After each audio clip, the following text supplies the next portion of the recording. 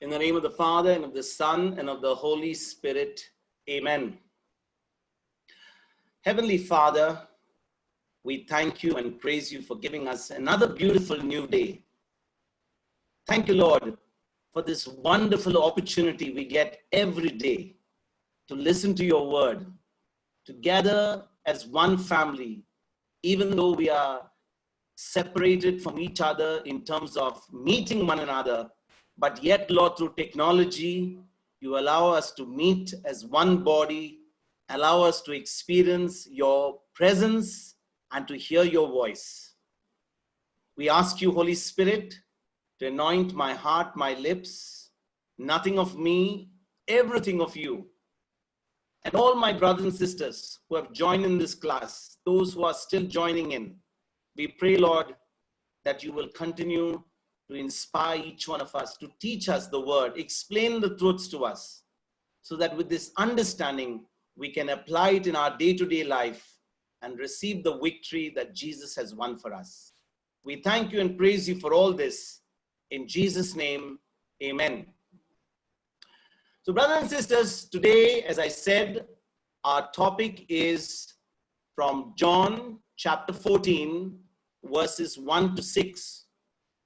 And in fact, in these days, we have been reflecting on the Gospels, which are all about Jesus' discourse in his final hours before his passion and death. Yesterday, we reflected on the Last Supper, Jesus washing his feet, and also giving the disciples a teaching on servanthood. And then he informs them that he knows who's his betrayer, and yet he protects him, he loves him, and he gives him every opportunity to repent so that Judas will not be lost for all eternity. And we know what happened. Judas rejected God's love. He rejected the offer that God gave him, and he went and hung himself and condemned himself for all eternity. And in today's gospel, we are continuing that discourse between Jesus and his disciples in the final hours before his passion and death. And you know, brothers and sisters, when we read this gospel, John chapter 14, we will realize that although Jesus is the one who is going to go to the cross, it is Jesus who is in terrible pain and agony for two reasons. One is, he is going to be separated from his heavenly Father for the first time in all eternity. For the first time in all eternity, Jesus is going to be separated from his Father because the sin of the whole world is going to be put on Jesus. 2 Corinthians chapter 5 verse 21 says, "He who knew no sin was made sin for you and me." I want to say that again. He who knew no sin was made sin of the whole world only because the only way you and I could be saved is someone had to carry that sin for us. And Jesus comes on this earth. He's made sin by his heavenly Father, and he gets separated temporarily from his heavenly Father for the first time in all eternity. And this is the time where Jesus is going through so much of anguish. He actually sweats blood in the Garden of Gethsemane, only thinking about that separation that's going to take place. And he even asks his Father, is there any other way that this salvation can be done? And he hears no voice from the Father, and he knows that he has to go through the cross. He has to be made sin of the whole world. And that is the only way for God to save you and me from eternal condemnation. And you know, brothers and sisters, when we realize that it's just the previous day before Jesus would go through the passion, death, and then of course the third day he would rise again, he is the one who needs all the comfort. He's the one who needs all the consolation. He's the one who requires someone to pep him up or to encourage him. But just look at Jesus. He's the one who is reaching out to his disciples. He is the one who forgetting himself and he's going and being concerned for his disciples. And today we take the gospel from John chapter 14, verse 1. So let's go to verse number 1. Do not let your hearts be troubled. Believe in God. Believe also in me. So here Jesus is saying, do not let your hearts be troubled. If anyone is just going to go through such a terrible agony within 24 hours, whose heart will be troubled? Who will be the one who will require all that comfort? Who's the one who requires someone to encourage him, to pep him up, in order to tell him it's going to be all okay? And yet, the selfless Jesus, forgetting about his own pain, his own suffering, the old turmoil that he's going through himself, he reaches out to his disciples and he says, let your hearts not be troubled. And you know, brothers and sisters, this is such an amazing, amazing statement of Jesus. We must understand that Jesus was 100% man when he walked on this earth. He was born anew because the Spirit of God was with him. He was the Son of God, but he was 100% man. He experienced the same things that you and I experience in this life. He experienced pain. He experienced sorrow. He experienced joy. In fact, it says, even when John the Baptist died, Jesus cried. He was sad. When Lazarus was dead, there were tears in Jesus' eyes, and Jesus sobbed when Lazarus was dead. So Jesus experienced every emotion that you and I go through this. But listen to this, brothers and sisters.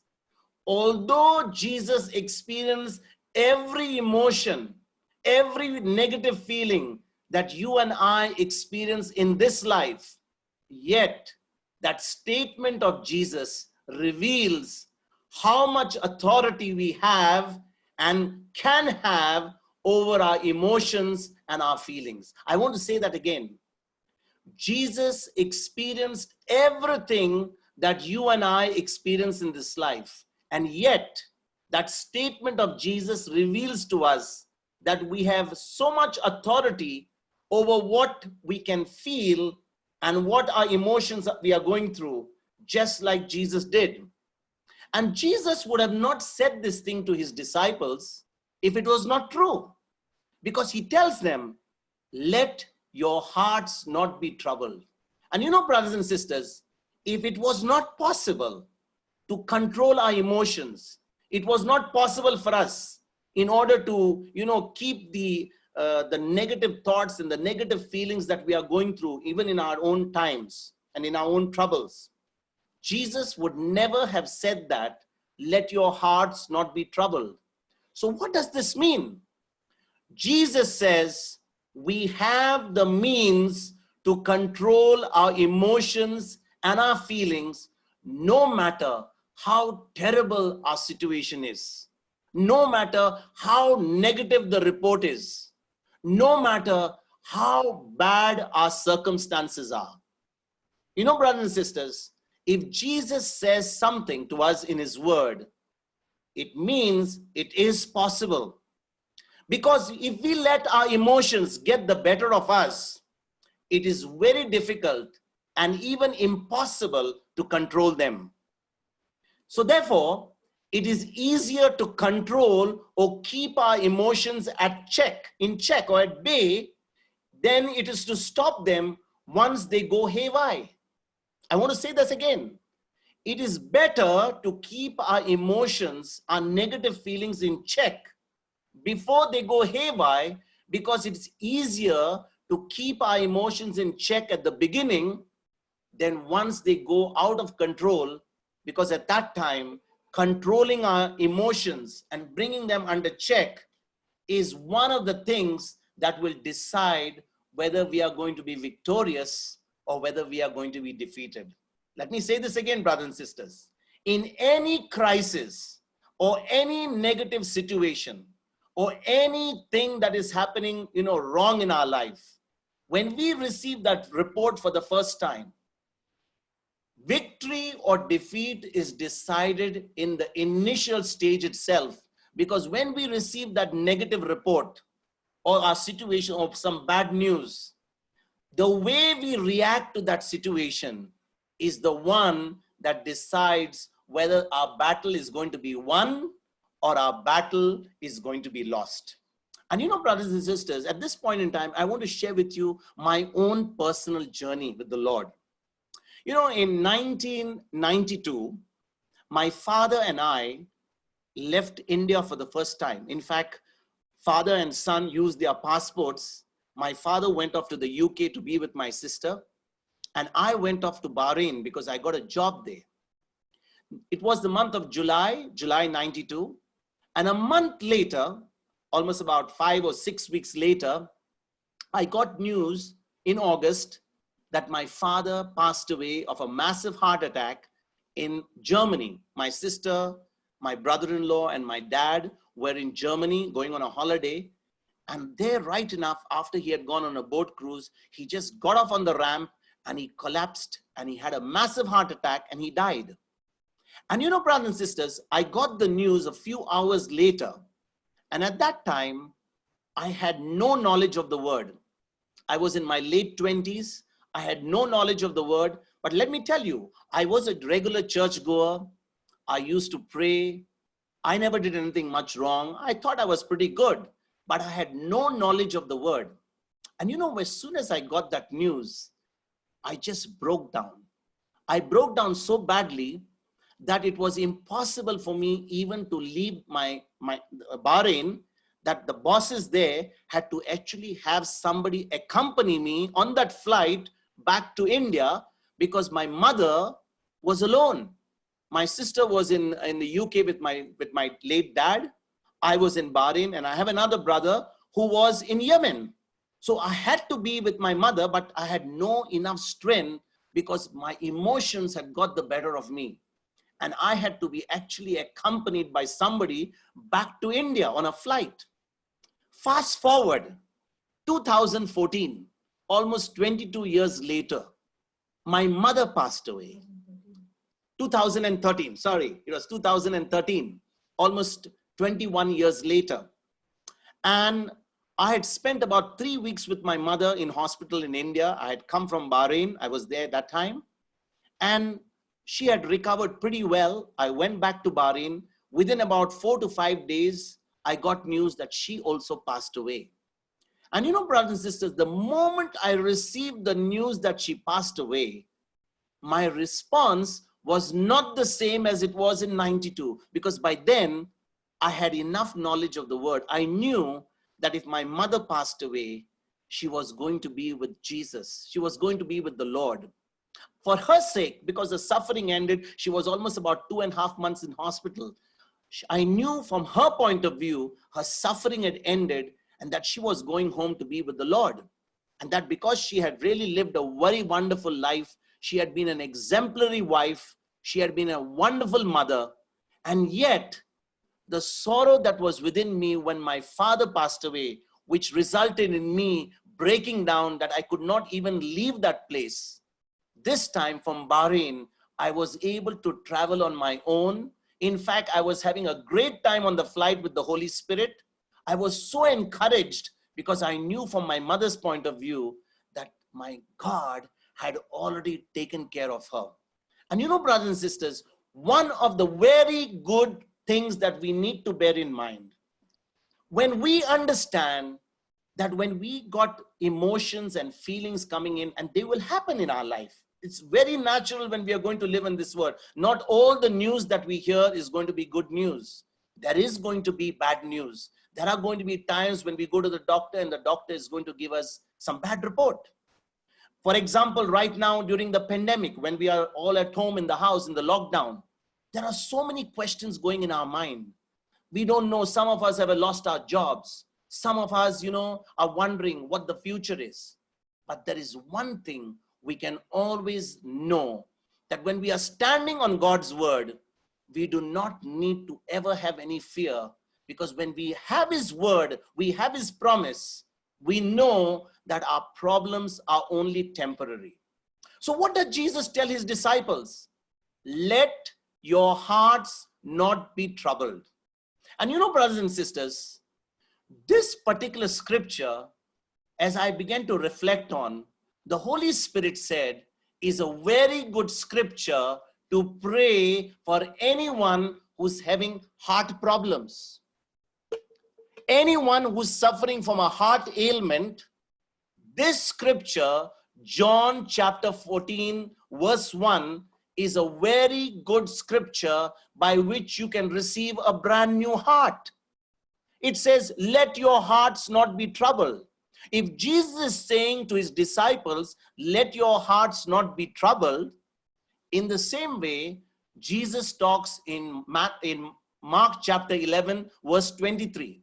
Let us read what Mark chapter 11, verse 23 says. Truly, I tell you, if you say to this mountain, be taken up and thrown into the sea, and if you do not doubt in your heart, but believe that what you say will come to pass, it will be done for you. So what is Jesus saying here?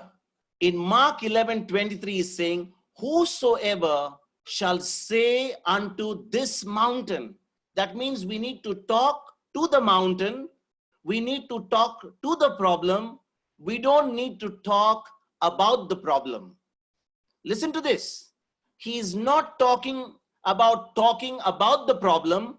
He is talking about talking to the problem. So in the same way, if I got a heart ailment, I have got a report from the doctor that I've got some blocks in my heart is weak, or any issue got to do with my heart, I can actually talk to my heart and say, heart, do not be troubled. Receive healing in the name of Jesus. I command the heart to function perfectly. I command the heart to function as God has created to function. I command all those blocks. I command all those ailments, all those arteries which are blocked, those veins which are blocked, the capillaries which are blocked to open up. And I command in the name of Jesus, my heart to function perfectly. Let your heart not be troubled. We need to talk to our heart and say, heart, do not be troubled. And you know, brothers and sisters, most of the time when we receive negative news, it is the heart that really receives the maximum stress. We always say, I'm having a problem with my heart because it's worry and anxiety. But the moment I have the promise of God, the moment I can rest on his assurances, the moment I know that my God is faithful, then I receive that peace in my mind, that rest in my heart, and I know that I'm already on the way to complete victory. Then Jesus says, believe in God and also believe in him. This is what he says. Let your hearts not be troubled. Believe in God and believe in me. Now listen again, let us go back to Mark chapter 11. In Mark chapter 11, Jesus is hungry and he goes looking for figs on a fig tree and he finds no figs on it because the word of God says it is not the season for figs. So what does Jesus do? He goes to the fig tree looking for figs and finds none, and he curses the fig tree. He says, no one shall ever eat figs from you again. And you know, brothers and sisters, what happens? The very moment Jesus speaks to that fig tree, he curses that fig tree, the fig tree dies that very moment. But it is not visible to the eyes because the next morning when they pass by that place, they see the fig tree has withered from the roots. And you know, Peter, who was there with Jesus, says, Lord, the fig tree that you cursed yesterday has died. And then Jesus gives this teaching and he says, if you have faith like what I did to the fig tree, you will do the same thing. And in the same way, brothers and sisters, today he says, believe in God and believe in me. Every word that we speak in the name of Jesus, according to his word, is only a reminder for us that Jesus has already risen. He has already won the victory. He's a God who's alive. He has finished everything for us. All that he wants us to operate by faith, to operate according to his word, and to receive all that he has done. Now listen to this again. He tells the disciples, believe in God and believe in me. Why did he say this? Because before he went to the cross, it says at least about 13 or 14 times in scriptures, he has actually told them that when he goes to the cross, it will not be the end, but he will rise on the third day. He's reminding them that every word that he has spoken will come to pass. So he wanted to encourage them that although he has to go to the cross, which is part of God's will for him, the death that he's going to have on the cross is not going to be the end, but he's going to rise again. He was talking to them about the resurrection. So he was saying, believe in God, believe in me, that this death that I'm going through is the Father's will for me, but I will come back to you because I am going to not be dead all this time, but I'm going to be alive. And you know, brothers and sisters, those disciples, they were told 13, 14 times that Jesus would rise again, but they forgot what Jesus told them. They did not believe Jesus' word. They saw Jesus hung there on the cross. They saw him die on the cross. They saw him buried, but they could never bring themselves to remember the words of Jesus. And what happened? They went through so much of anxiety. They went through so much of an agony. They went through so much of pain. They went through so much of hopelessness. They were actually disappointed that even when they heard the news that Jesus had risen, they refused to believe, and they stayed there in their rooms, fearful, disappointed, hopeless, dejected. And today, when you and I go through different negative situations of our life, if we don't take that promise of God and believe that our problems are only temporary, in fact, we should talk to our problem and say, you are temporary. The word of God is permanent.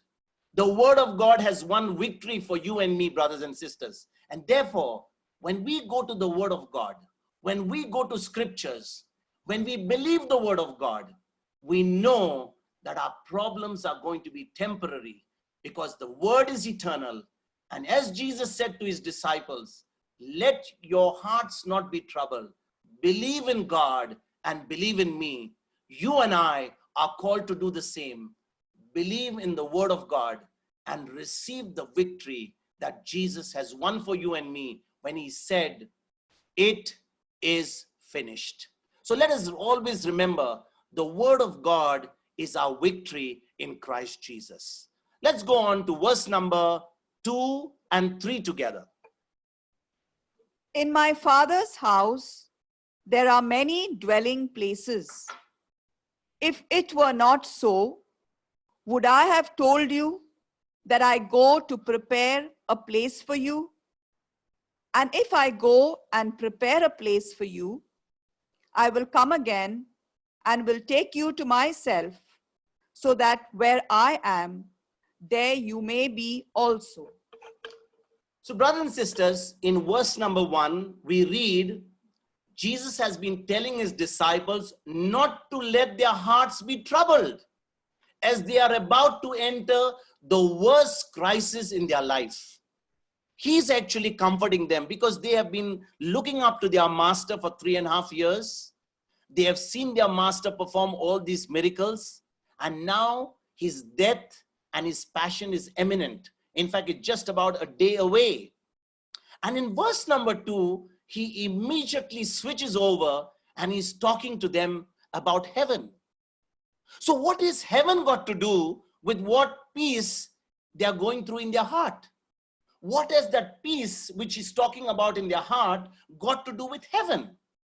The answer is, even if everything in this life looks terrible, brothers and sisters, or literally an unending trouble, we can just close our eyes and think how great a reward is kept for you and me in heaven. I want to say this again. When we understand that in this life, we may go through different trials, because we may go through persecution, we may go through rejection, we may be humiliated by people, we'll go through all sorts of trials, we'll go through disappointments, and surely we will, as long as we are living on this earth. But when we look at what the reward is kept for us in heaven, brothers and sisters, we can just not compare the difficulties that we are going in this life. We can't compare to the glory that we are going to receive when we get to heaven. And all the trials and difficulties that we are going through right now in this world will seem so insignificant one day when we are going to be in the presence of Jesus. That's exactly what Romans chapter 8 verse 18 says. Saint Paul, writing to the Romans, is comparing the troubles that we are going in this life to the glory that will be revealed to us one day. Let us read what Saint Paul says to the book in the book of Romans. I consider that the sufferings of this present time are not worth comparing with the glory about to be revealed to us. So, brothers and sisters, there is a time coming when all our troubles, persecutions, rejections, our humiliation, disappointments will be so insignificant when we consider what Jesus has promised us. If we are able to stay faithful in the midst of every negative situation in our life, the thought that one day we are going to enjoy for all eternity with Jesus, provided we stay faithful, should give us that peace in our hearts. That peace in our hearts will always come when we look at the eternal, when our perspective is on the eternal, when we look at that reward that is kept for us. So although in this life, we may have to go through all sorts of trials, we may have to go through persecutions for our faith, we may have to stand for the truth, but the good news is that at the end of it, for some of us, it will be 70, 80, 90, 100, 120, I don't know how many years, but at the end of it, there is an eternity waiting for us. And that's exactly what the book of Revelation says. Revelations 21 verse 4. When we are in the presence of the Lord, there will be no crying, no more sorrow, no more pain. Let's read Revelations 21 verse 4. He will wipe every tear from their eyes. Death will be no more. Mourning and crying and pain will be no more. For the first things have passed away. So he's saying the first things have passed away. What is the first thing? The first thing is our life here on earth has passed away. And all that we are going to look forward to is just an eternity with Jesus. There's going to be a mansion that he's gone ahead to prepare for us. He said to us, I go ahead to prepare a room for you. He says, I'm going to go ahead and get a mansion for you. Many of us here in this world have never lived in a mansion. Maybe we have seen pictures. We have seen royalties living in castles and mansions. But Jesus says to us, he's going ahead of us to prepare a mansion for us. He's going to prepare a room for us. 2,000 years ago, brothers and sisters, Jesus ascended to heaven and he says, I've gone ahead to prepare a room for you and me. You know, when we think about this, it took just 7 days for for God to make the heavens and the earth. But for the last 2,000 years, Jesus is preparing a mansion for you and me, for who believe in him. The ones who really believe in his word, there is a mansion that is being prepared. And he says, I will come again. Remember, in verse number 2, Jesus says, I will come back and take you to the place where I belong, where I am going to keep you forever. That means the second time that Jesus has to come has still not happened. Because when he comes the second time, it is going to be the time which will be the last day. And you know, last week were talking about 1 Thessalonians chapter 4 verses 13 to 18.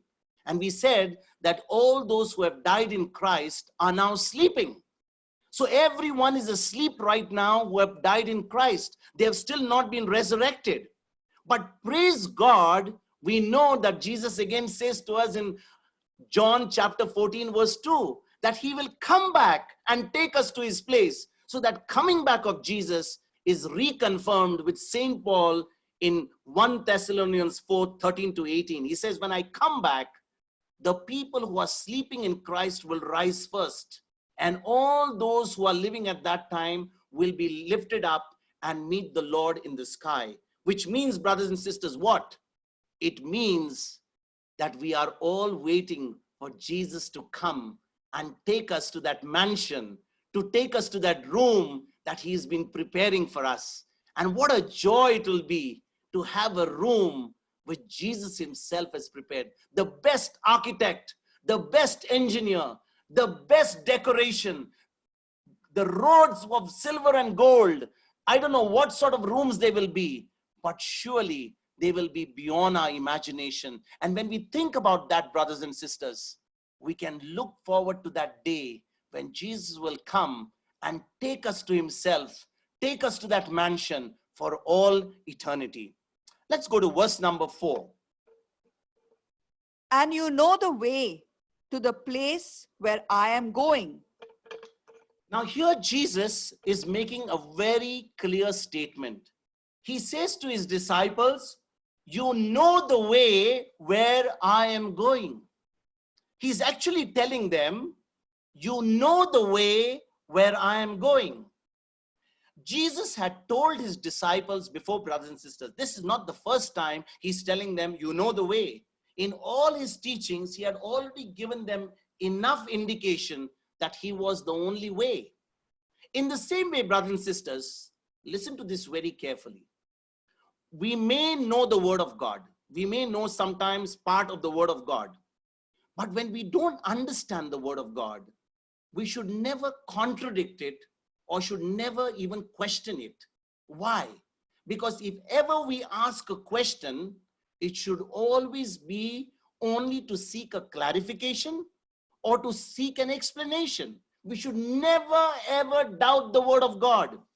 And every time we ask a question regarding the word of God, we must always understand that the question that we ask is not to prove the word of God wrong, not to prove the person who's teaching the word wrong, but to always clarify and to have an explanation so that by understanding the truth, we can get the victory that that word will give us in our daily life. Again, in Proverbs chapter 3 verse 5, it says, trust in the Lord with all your heart and lean not on your own understanding. So brothers and sisters, we should never try to use our own wisdom.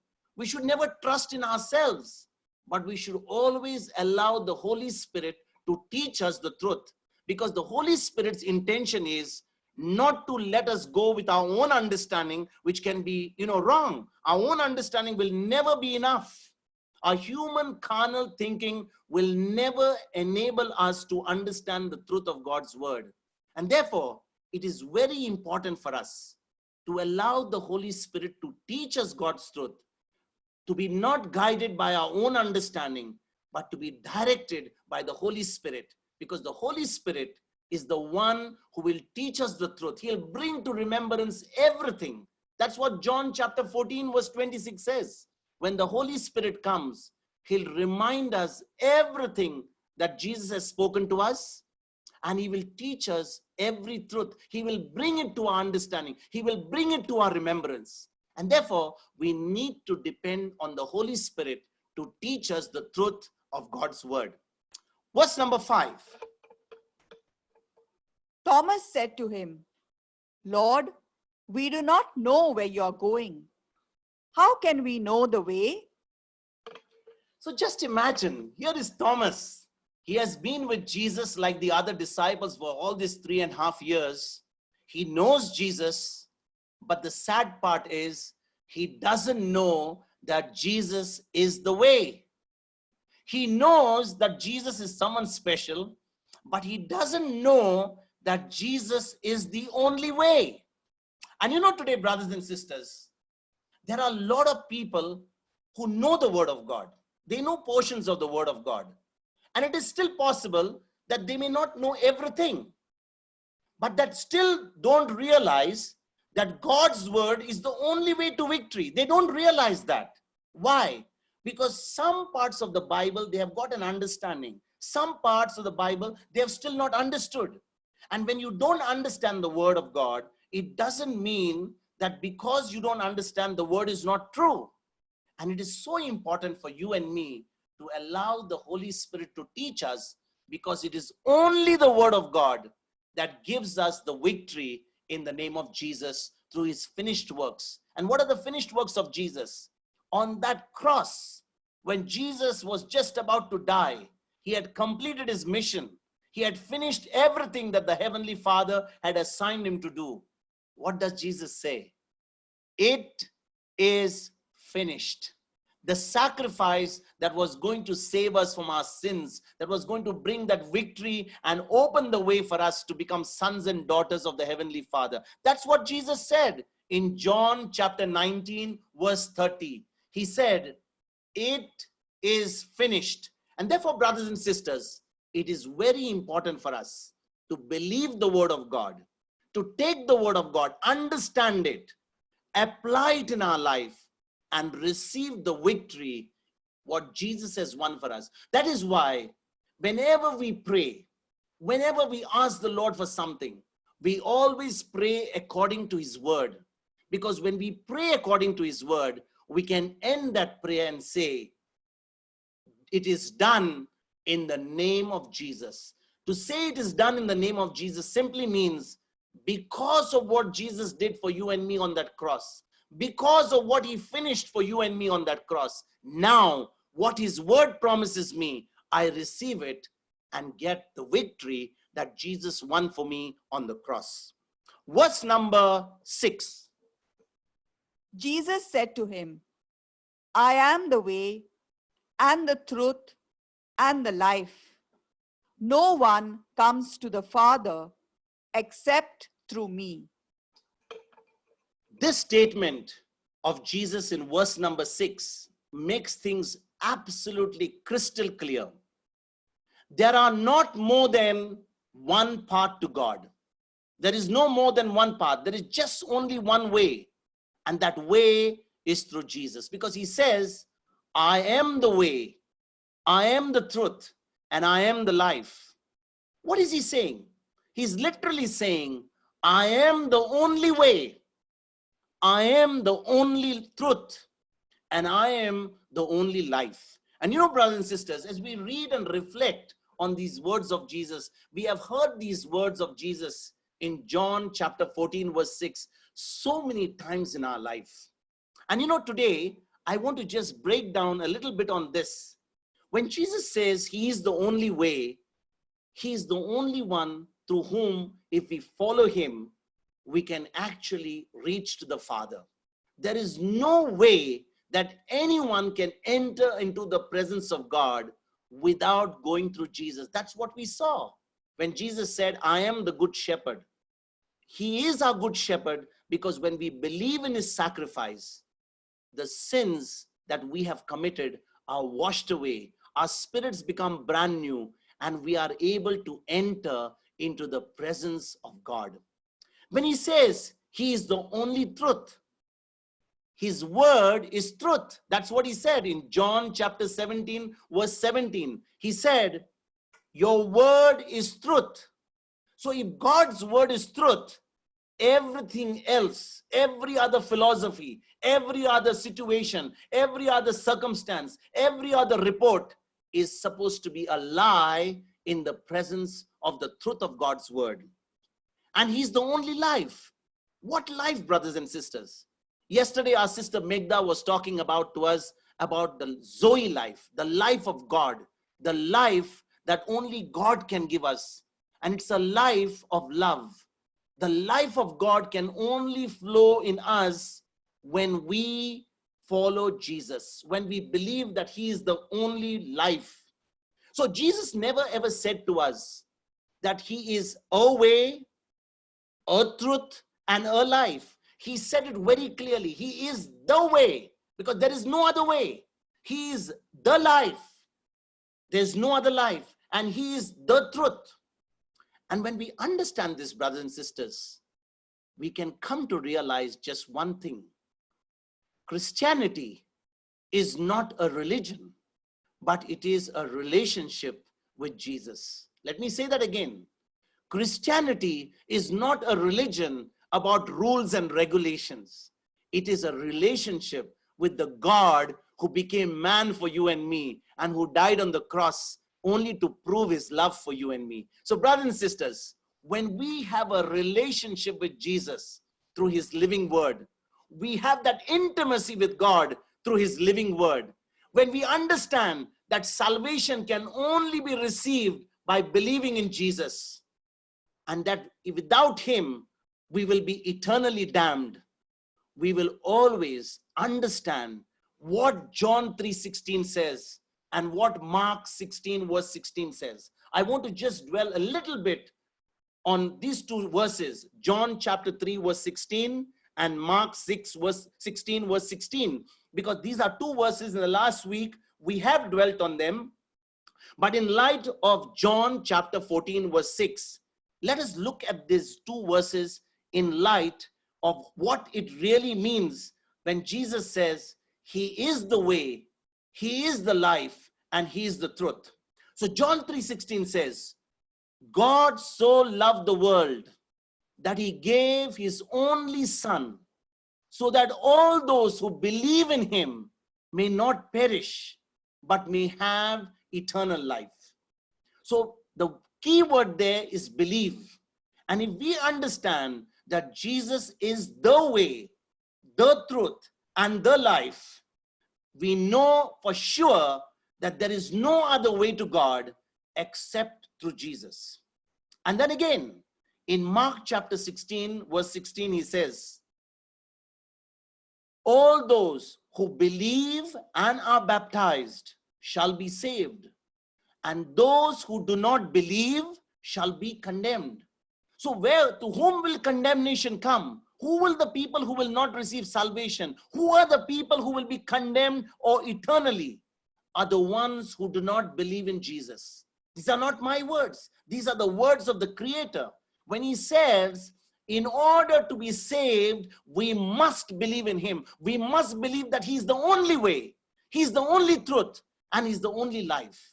And when we understand that, we know that there can be no other alternative to reach God.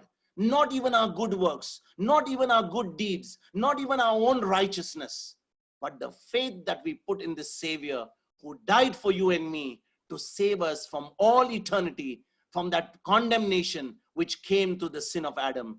And you know, brothers and sisters, if today you and I can take this verse 6, meditate on it, understand what it really means, the word of God will come to us alive in such a way that we will begin to live that word every day of our life.